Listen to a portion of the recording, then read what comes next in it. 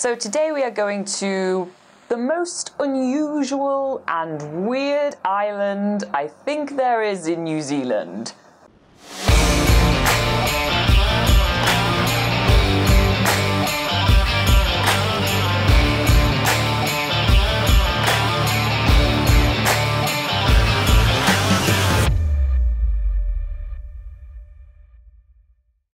Before we get started with Quail Island, let me catch you up on everything else that happened today. First, it was Laura's birthday, so I did hide a present into a puzzle box that took her over an hour to open. It was hilarious. Then we made our way to Christchurch to shop for a brand new camper van. We decided to downgrade, so we went with something much smaller, which is an 8-seater car. Once we decided on it, we thoroughly checked it and decided to purchase it. And with that, we made our way to Quail Island before making our way back to the little town of Akaroa. First things first, we need to transfer all the stuff from the camper van into this car, and we are downsizing quite a bit. Have a look.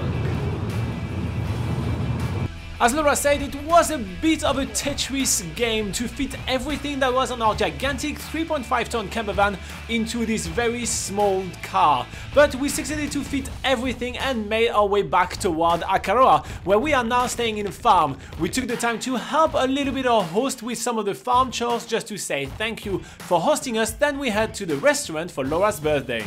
Obviously nothing comes easy, so I went for some tricky candles which were lighting themselves back up every single time, but the really yummy chocolate cake made up for my cheekiness. But now let's talk about Quail Island. And yeah, this is where we're trying to find our boats to go to Quail Island, because this is where we're going today.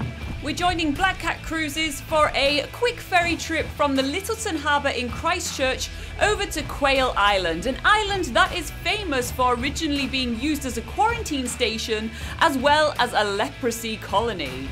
Indeed, it is as weird as it sounds, and it only takes 10 to 15 minutes on the ferry to get over to Quail Island, where we arrive at the jetty and we are ready to start exploring on the many hiking tracks around the island. Although it is Canterbury's largest island, it can be explored in a whole day. The first attraction that we're checking out is some old farming remains from the Ward brothers, who settled here to farm for about 2 months before they tragically died at sea. And this is the first story that we find out about on Quail Island that makes us think that this island is cursed. Basically, the story goes that pretty much anyone that has anything to do with this whole island died tragically really soon after landing on the island. So I don't really know why we're here. But as soon as we start seeing the myriad of native birds surrounding us, we are reminded of why Quail Island is so much worth visiting. There is a ton of wildlife right here and almost no one comes here. So it's super easy to access and they are not scared of us. It's awesome. Like many New Zealand islands, pest trapping is much more effective right here because it's such an isolated area, so getting rid of pests is so much easier than on the mainland, and it makes for thriving native bird wildlife. However, the bird that the island is named after, Quail Island, refers to the native quail of New Zealand, which is unfortunately extinct now. It's the curse!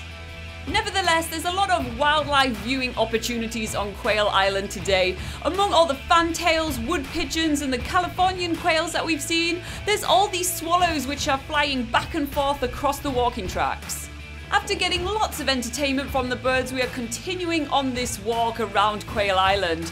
Quail Island has a vast network of walking tracks, but we're not really following any particular track. We're just seeing where our feet take us. And the next place they do take us is this human quarantine area, where finding a trapdoor on the floor gets our imagination running. Are you okay? That is creepy as. I really don't know why we're trying to open this creepy quarantine bunker. Let's leave it alone and move on to the leper's house. We are in a replica of a leper's cottage. I never thought I would be stood in one of these. I never really thought these existed. To be fair, it's not a bad place to be a leper. I mean, leper or not, I don't mind Quail Island. While Laura is dreaming of the idyllic time of being a leper on Quail Island, she's quickly reminded of the harsh reality of the real life of a leper at the cemetery. But we're gonna leave that for another day and move on to our lunch break. We are finding ourselves an awesome secluded beach where we're gonna be able to relax and take a bit of a nap just to pass some time before heading to the rest of our little track. The rest of the track is going to take us alongside the beautiful waters of the Lyttleton harbour. We are making our way between the cliff and the water as far as the quarantine immigration barracks. Those are massive houses that were built right here to hold people during the immigration process. And the last one remaining has been turned into a museum with heaps of information on both the island, its wildlife, its human history, and also the creepy stuff about all the quarantine stuff that has happened here. Everything here is all creepy. I like it. To wrap up our time in Quail Island, we're taking a pleasant stroll along the beaches, thoughtfully named Skiers Beach and Swimmers Beach. If you're not into all the history here, then at least there's some really nice swimming beaches here. The water's warm, it's shallow, and the beaches themselves are absolutely stunning. It's a short walk along the coastline and then through some exotic pine forest, looping back to the jetty where we started our trip on Quail Island. There are a couple of more features on this island that you can explore if you have the time, which are some shipwrecks, unsurprisingly, since everyone dies on this island. While waiting for the ferry to arrive, we reflect on how awesome this visit to Quail Island has been. In between the fascinating history, the vibrant wildlife, and the stunning scenery, it's really amazing that this is so accessible from Christchurch city centre. For us now, we're heading back to Akaroa, where we're going to be transferring our stuff from the camper van to the car and then enjoying an awesome birthday dinner, which you saw at the beginning of this episode.